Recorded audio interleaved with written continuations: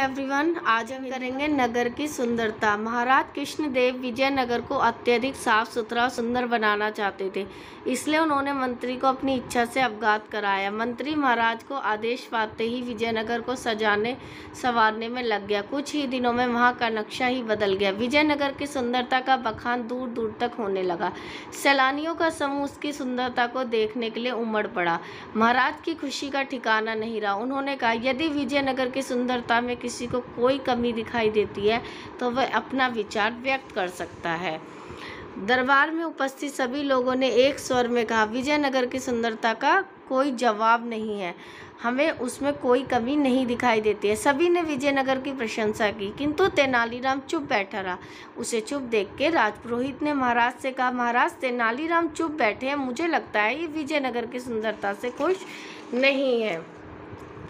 यह सुनते ही महाराज ने तेनालीराम से सवाल किया, तेनालीराम चारों ओर विजयनगर के सराहना हो रहे हैं। दरबार के सभी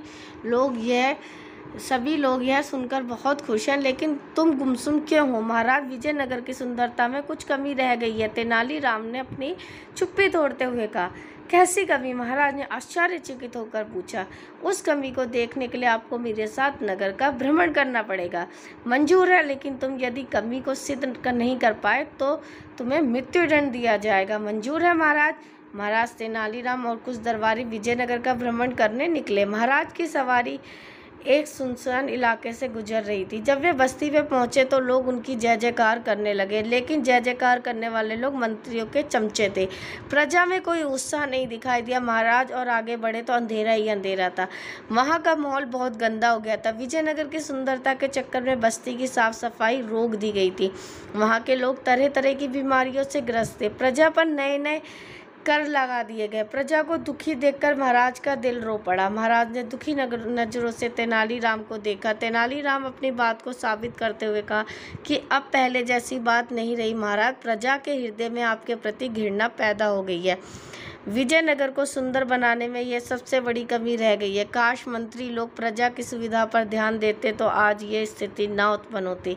तेनालीराम की बातों को सुनते ही महाराज ने तुरंत आदेश दिया कि प्रजा के सुंदर जीवन के बिना विजयनगर की सारी सुंदरता बेकार है। अतः बस्ती की गंदगी को साफ किया जाए और बीमारों का इलाज कराया जाए और बढ़े हुए करों को वापस ले लिया जाए। महाराज के आदेश तुरंत अमल में लाया गया। उसी दिन से तेनालीराम को बहुत अधिक मान सम्मान देने लगे। ठीक है बच्चों, उन्होंने ये दिखाया कि देखो, ये जो भी आपकी जय जयकार कर रहे हैं ये आप ही के लोग हैं, लेकिन जिनके वजह से आप भी बने हो वो लोग के शब्दार्थ देखिए। अत्यधिक मतलब बहुत ज़्यादा।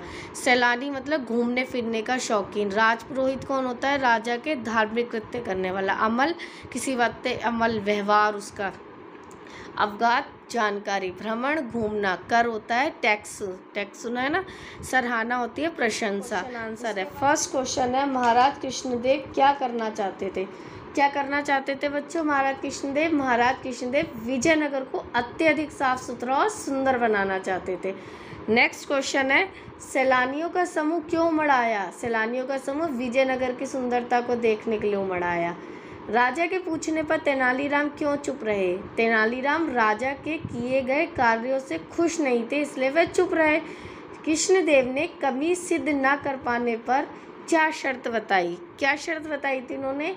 कमी सिद्ध न करने पर कृष्णदेव ने तेनालीराम को मृत्युदंड की शर्त बताई थी। कहा था ना कि अगर आप साबित नहीं कर पाए तो आपको सजाए मौत दे दी जाएगी।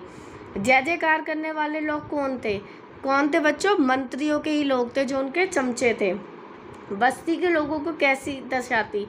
अब बताया था ना अभी मैंने, बस्ती के लोगों की दशा बहुत बेकार थी, अच्छी नहीं थी, बीमारियों से ग्रस्त थे। प्रजा के सुंदर जीवन के लिए राजा ने क्या आदेश दिया? प्रजा के सुंदर जीवन के लिए राजा ने कहा ना, बस्ती को साफ सुथरा करवाने का, बीमारी को इलाज करवाओ, बढ़े हुए करों को वापस लो।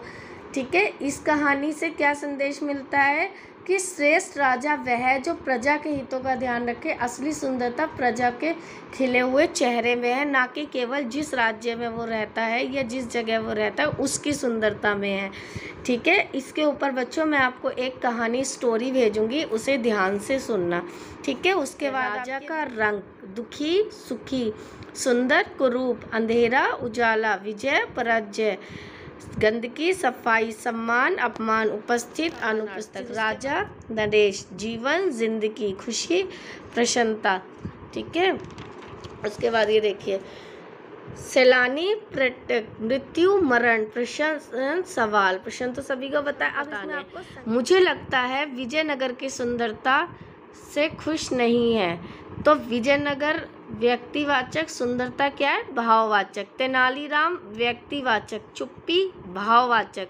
महाराज क्या है? जातिवाचक। खुशी भाव है ना, ये उनका खुशी या दुखी। प्रजा जातिवाचक। उत्साह मतलब खुशी, ये सब क्या है? भाववाचक है।